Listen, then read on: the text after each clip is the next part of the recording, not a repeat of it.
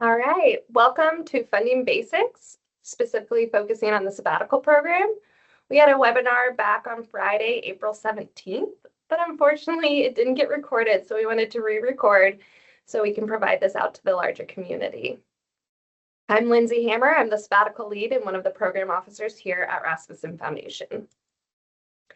As part of this webinar, we want to discuss what is a sabbatical, who qualifies for a sabbatical program, what is the application process, and what makes a strong application, as well as who you can contact for help with your application and overall questions of the sabbatical program. This is our mission and vision for the Rasmussen Foundation, and it's what guides our work we do on a daily basis. Everything from our grant programs to how we show up in our community and our outreach we do with across Alaska.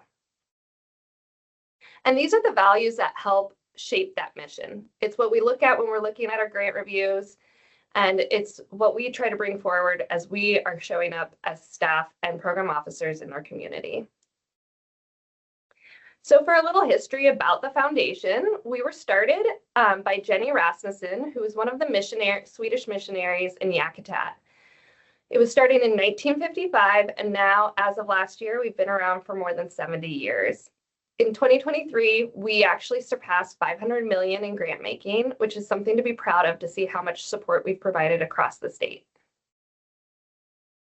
One of the wonderful things about our foundation is we are led by our board that is made of half family members and half community members. And what is also unique about our board is we've ensured to make sure we cover and have perspectives from across Alaska. This means they bring different experiences, different history, and different connections. And so this is a good example. Here is a map of where our board members are located or have connections to here in Alaska.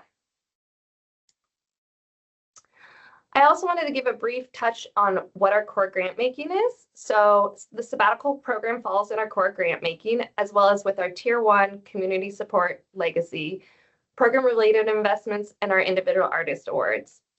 A lot of organizations and tribes have been connected to the foundation through these smaller grant programs like the Tier 1 or larger grants like the Community Support and Legacy. But we also are providing further funding basics webinars on these other programs like program-related investments, some of our strategic grants, as well as individual artist awards. And currently, the Individual Artist Fellowship is open. And so if there's further information you would like, you should check out our website around that program. But today we'll be focusing on the sabbatical program. So some background about the sabbatical program. It was really developed to recognize and reward leaders of those social services organizations and crisis respite organizations back in 2004. The first cohort actually headed out in 2005 for their sabbaticals. And since then, we have expanded the opportunity to nonprofit leaders in 2009. And then in 2017, we started offering it to tribal administrators.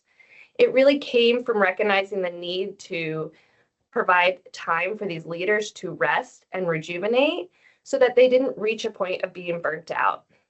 Since the program was started in 2004, 130 sabbaticals have been awarded over the past 20 years. So what is a sabbatical? Like I was saying, it really assists with providing support for the leadership to be sustainable and have long-term leaders in their organizations. They last anywhere from 90 to 120 days, and the grant is up to $50,000 per organization. As part of the grant, there's also technical assistance provided through our partners, both 4-Acre Group as well as Alaska Tribal Administrators Association.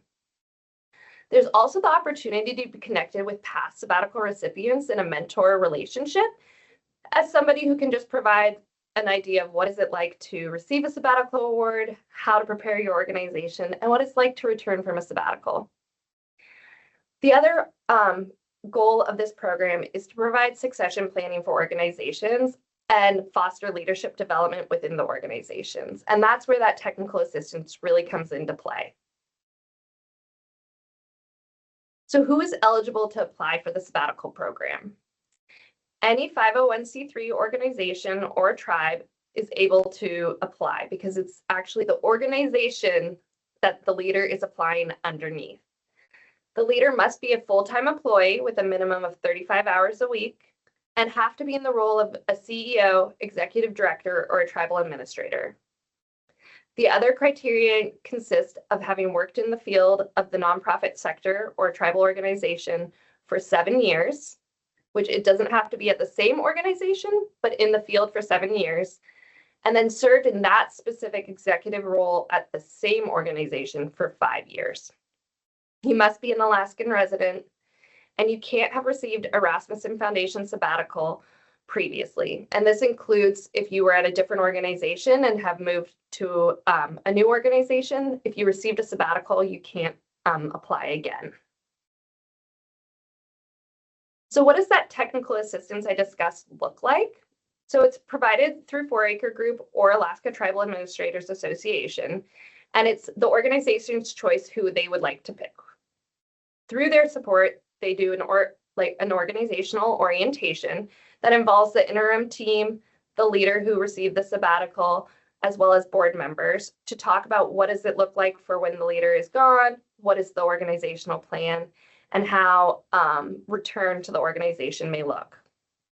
Then while that leader is on sabbatical, there'll be monthly check-ins with the interim team, as well as coaching or other training assistance needs. They also may provide actual staff training, anything that might be identified during those check-in meetings.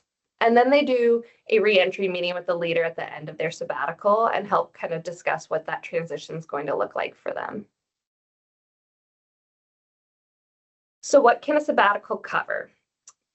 Eligible expenses for the sabbatical grant all focus towards that individual who's receiving it on their travel, their personal growth, renewal.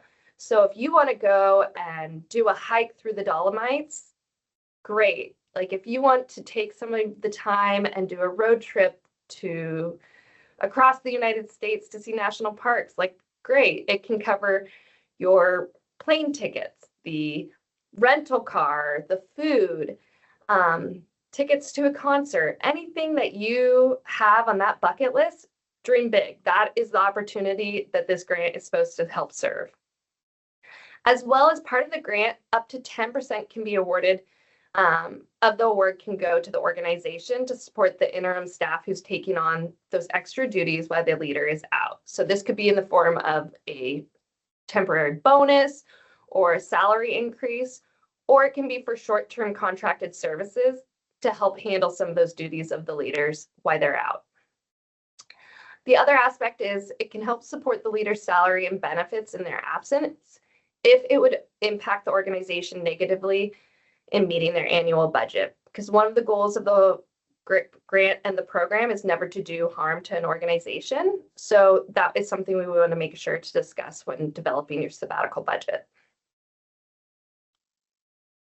What can it not be used for? So there are some things the sabbatical award can't be used for.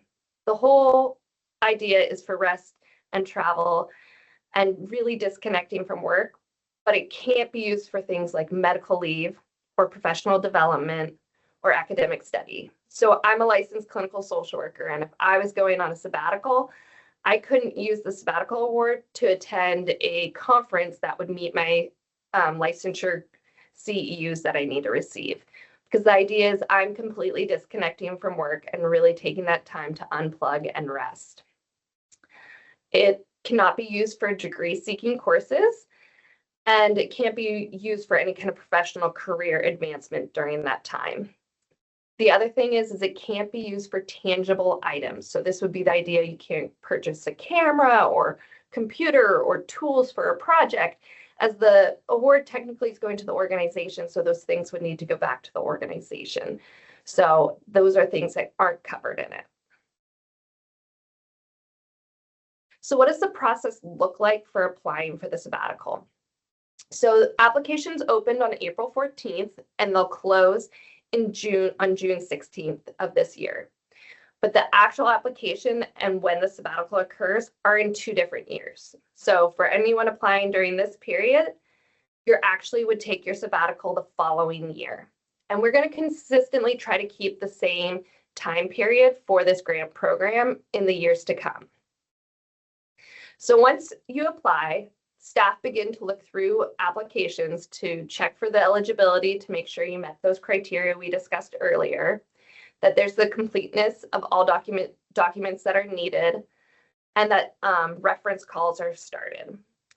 After that, while I love learning about your guys' organization and all the good you guys are doing, I don't get to make the decision of who gets a sabbatical. That is actually decided by a panel. And our panel consists of 2 of our board members, and then the rest are actually past sabbatical recipients and current and past leaders here in Alaska. They review all the applications and determine who will move forward to a virtual interview that will take place in the fall around the September timeframe for this year, and then who will receive the sabbatical.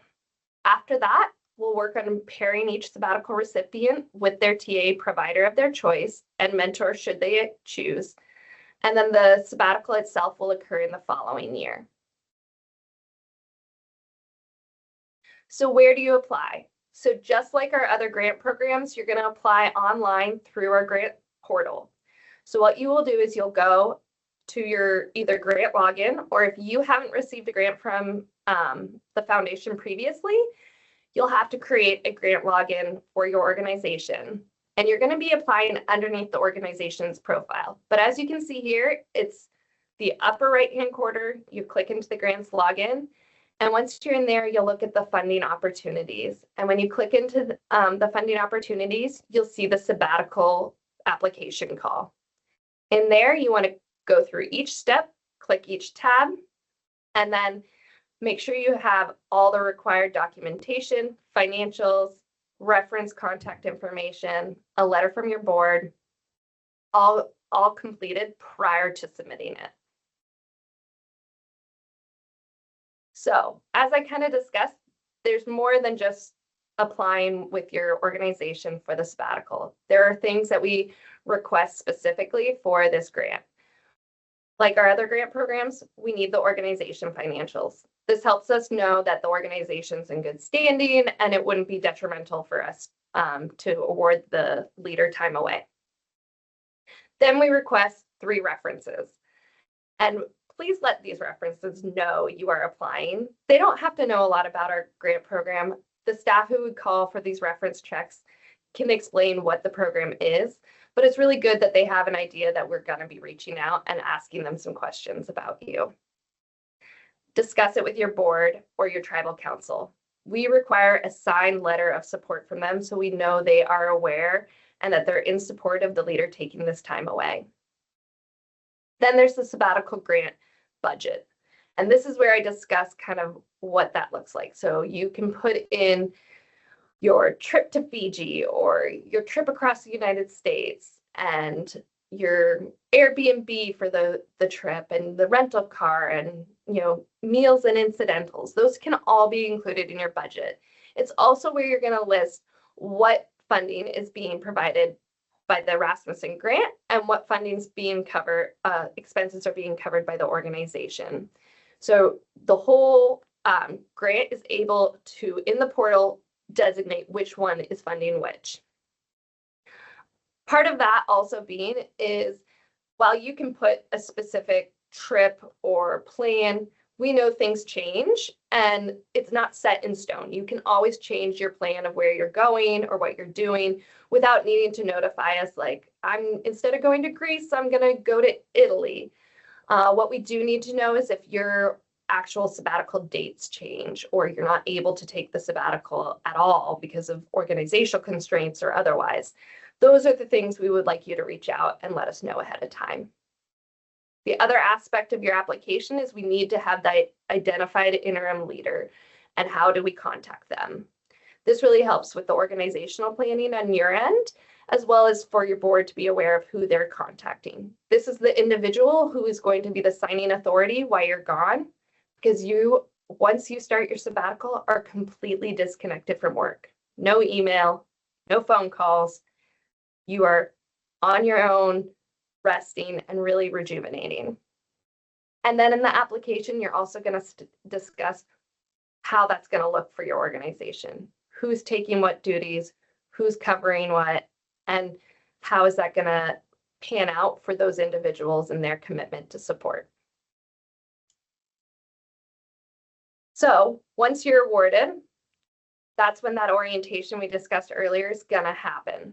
We'll meet with the board, your interim leader, and any other support team you might need involved to discuss when are your exact dates, when is it happening, has anything come up between application and now on that might affect the sabbatical as you proceed forward. The organization still has to commit to paying the employee benefits during the sabbatical, and there has to be that, as I mentioned, interim leader designated to manage the general operations and the responsibilities of the leader. And this is where, as I reinforce again, the leader must fully step away from their role. You can't really have that full impact of a sabbatical if you're still connected to your email, you're still checking in with staff. And then the other commitment we ask of the leader is you have to return to your organization for 1 year following the end of your sabbatical. So now, in the previous webinar, we had an interview with one of the panelists, but this time we're going to actually go through some of the frequently asked questions that have come up through the sabbatical program. So I'm going to have my colleague Jeannette join me. Hi, everybody. So excited to be here with Lindsay. She does a great job running this program. So we'll hop right into it. Lindsay, what does a sabbatical actually look like? You had mentioned Greece and Italy, and I think people want to know more about that. So a sabbatical looks different for each person. You know, for some, it can be, you know, one big, large trip where they spend months on end being away from home. For others, maybe it means several smaller trips. So they're going to Hawaii for 2 weeks, and then they come home for some time, and then they're going on a trip to Australia for a few weeks. It all depends on what is their bucket list. We also recognize that some people just want that time to come home and sit and rest, and that's a great aspect too. Like take some time to focus on your garden or spend time at fish camp. Those are also very justifiable and understandable goals to have, as long as they're disconnected from work and able to be separate from work. That's amazing. Sounds great. So what support is available during the sabbatical? You've kind of gone through that a little bit, but more details would be amazing. So in the words of one of our partners, Lori Wolf with 4 Acre Group, if the organization feels like the sabbatical made them do it, like the organization needs it, then it's covered under those technical assistance services that the foundation is covering. So they are amazing. 4 Acre has been here in the States supporting nonprofits for years. ATA is a wonderful resource as well for nonprofits and tribal entities. And so they'll provide anything from guidance, a sounding board, trainings. They're really there to be a support for that interim team as they're transitioning and learning what does it look like when the leader's not there present. And who is eligible to apply for the sabbatical program? So any 501c3 organization, their leader can apply, or a tribal administrator, as long as they've met that criteria of having worked in the field for 7 years and worked in the field for 5 years, or in that position for 5 years. And then how much funding is available and how can it be used? So this is always the tricky one. So the grant itself is $50,000 to the organization, and the organization then distributed to the leader. And that might look different depending on each organization and how they want to approach it. So some organizations do it as one lump sum and as like a bonus to that leader for their sabbatical. Others request it to be in like increments, whether it's like through their paycheck on a monthly basis. It all depends, but that's where that TA assistance can really help. They can give guidance on what have organizations done differently and what they would recommend for that specific organization. Okay. And we know a lot of leaders are balancing family life with their jobs. So I'm sure a lot of people will want to know, can these expenses go to family travel? Can these sabbaticals cover family travel? Yeah, so a lot of sabbatical recipients want to spend that time with their family, with their kids, with their partner, with their significant other or their family member, extended family. But unfortunately, not plane tickets and things like that cannot be covered for their family members. However, as long as the reservations for the Airbnb or the rental car are under the sabbatical recipient's name, obviously the family's going to join. Everyone can pile in. Yeah, everyone can pile in and share in it. And of course, they can be shared at the meals for meals and things like that. That's great.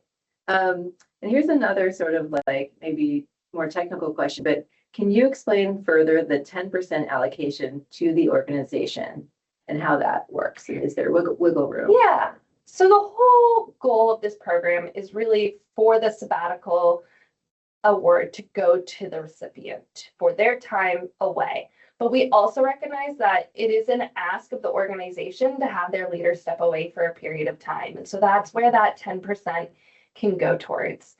If you need more than 10% of the grant award to go to the organization, because it would be detrimental, whether it's the impact to supporting the salary or contracted services, then there is a justification box that can be provided in the application. But in general, we want to see that it's going towards the activities for that leader. Their salary should have already been budgeted in their organization's budget, so it shouldn't be replacing that specific line item for their organization. Okay, thank you. That's a more technical one that I'm sure people will want to discuss more. And then what if there's a state grant that pays a sabbatical recipient's salary, but the state does not agree to cover that salary while the person is away? Yeah, so a lot of the grants, federal or state, for our nonprofits and tribes as well, they fund salary by that kind of activity line items. And so that is something that you definitely want to talk to your program officer or your state contact for that grant on how that would look like. You know, maybe they'll be able to support then the interim leader's salary for under that grant, and then the budget for the organization can be adjusted to support the salary of the leader otherwise. But it's definitely something that you want to work with that specific grantor on. Okay. Here's another, I think, common question that you get a lot. My organization just converted to a 501c3. So does my tenure at that organization, would that still count? Yeah, so if you guys just converted to a 501c3, but you've been established, you have the financials that you can provide, and you've been serving the community in a charitable purpose, your tenure, as long as you meet that 7 years working in the field and 5 in your leadership role, still counts. Great. And then we'll wrap it up with what makes a strong sabbatical application. So a strong sabbatical application is going to be one, that the organization itself is ready for the leader to step away. Mm-hmm. 2, that the leader is able to kind of really articulate their readiness to be able to step away and their faith. And then another one is also having the board in support. If a board is in support of it, it's not likely it's going to be able to move forward. That makes sense. Thank you, Lindsay. Thank you for joining so me. much. So the last part of this presentation is really going to focus on how you can connect to a program officer to discuss further the sabbatical program and your application. So just like any of our other grant programs, you can always book time with us directly on our website by going into the Contact Us, and you can click the Sabbatical Award, and it will book directly to either my calendar or my backup, Simona, who will also be helping with it. Applications will close on June 16th, so we recommend applying earlier than later so you can get all the necessary documentation, letters of support ahead of time. If you want to email me directly or Simona, you can reach us at sabbatical@rasmussen.org, and we are happy to assist and discuss any questions that may come on. So feel free to reach out.